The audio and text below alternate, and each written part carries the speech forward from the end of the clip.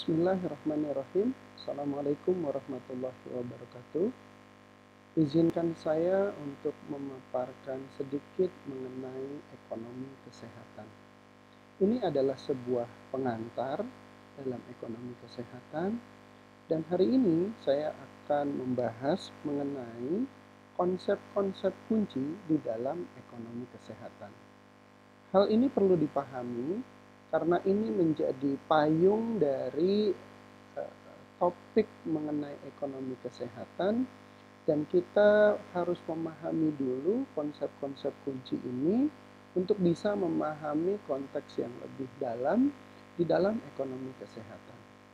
Apa yang saya sampaikan ini Anda juga bisa baca lebih lanjut dalam buku yang saya tayangkan di atas. Kebetulan bukunya sudah terbit. Baik, kita akan bahas satu persatu. Pertama, sebelum kita membahas mengenai ekonomi kesehatan, izinkan saya untuk menyamakan persepsi dulu mengenai ekonomi. Di mana ekonomi adalah sebuah bidang ilmu, sama dengan ilmu-ilmu yang lain, ada ilmu fisika, ilmu matematika, dan ekonomi juga adalah sebuah bidang ilmu. Di mana di dalam ilmu ekonomi, di sini menitik beratkan pada mempelajari tentang pertukaran antara barang dan jasa. Di dalam kesehatan tentunya lebih banyak pertukarannya dalam bentuk jasa, walaupun ada yang dalam bentuk barang. Pertukaran ini terjadi antara konsumen dan produsen, dan di dalam ilmu ekonomi ini dipelajari menjadi sesuatu yang menarik dan juga menjadi kajian yang sangat luas dan panjang. Baik, kita lanjutkan. Berikutnya adalah definisi dari ekonomi kesehatan. Memulai pengertian atau definisi tentang ekonomi kesehatan, saya ambil dari beberapa pakar di mana yang relevan dengan konteks kita pada hari ini, saya ambil beberapa. Pertama adalah bahwa ekonomi kesehatan itu didefinisikan sebagai cabang ilmu yang berurusan dengan pemakaian optimum sumber daya ekonomi yang langka, digunakan untuk merawat orang sakit dan mempromosikan kesehatan dengan mempertimbangkan berbagai pemanfaatan yang bersaing atas sumber daya tersebut. Jadi di sini di dalam ekonomi kesehatan terlihat jelas bahwa pemakaian ilmu ekonomi itu sangat kental.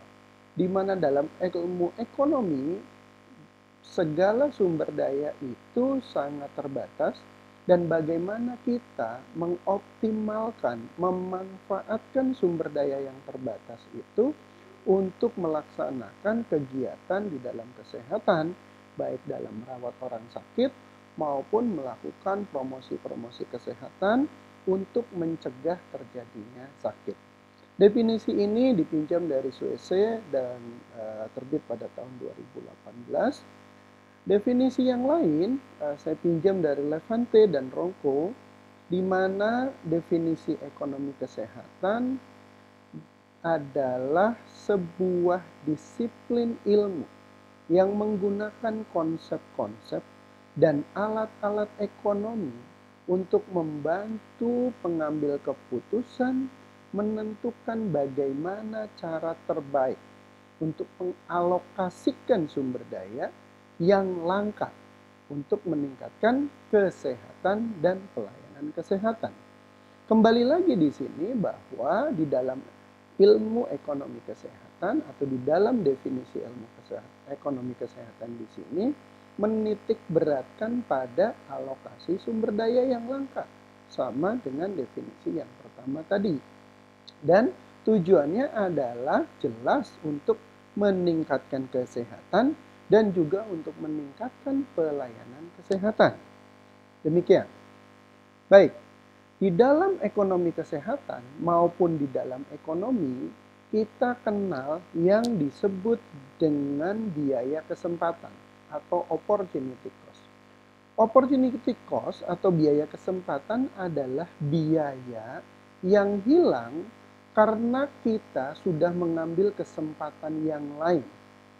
Contoh ilustrasinya, ketika sebuah uji klinis terhadap pasien, maka pasien itu akan timbul biaya kesempatan ya bagi pasien untuk mendapatkan obat yang standar yang telah teruji efektivitasnya. Dan ini banyak juga terjadi di dalam baik di organisasi maupun individu. Ketika sebuah organisasi memutuskan membeli alat A, maka ada biaya kesempatan yang hilang untuk membeli alat yang B. Karena tadi sumber dayanya terbatas. Gitu. Kemudian keterbatasan itu atau kelangkaan, nah di sini kita bahas bahwa ekonomi kesehatan itu berusaha untuk mengidentifikasi penghematan-penghematan biaya kunci pada item-item tertentu agar dapat mengalokasikan sumber daya kesehatan yang langka.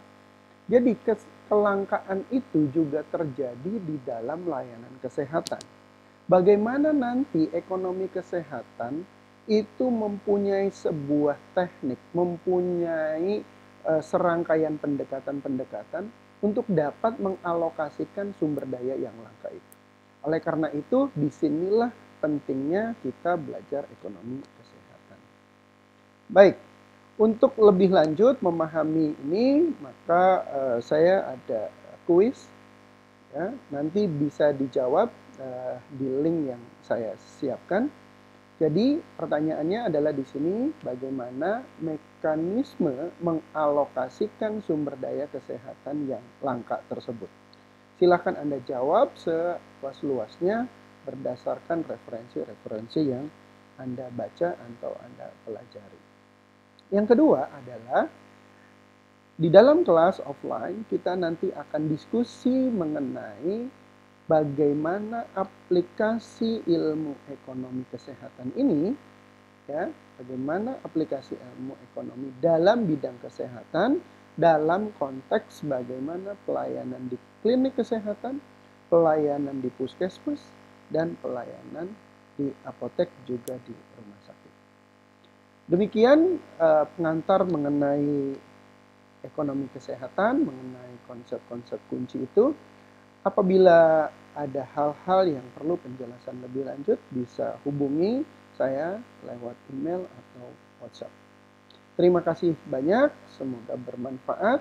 Saya tutup, billahi taufik wal hidayah. Assalamualaikum warahmatullahi wabarakatuh.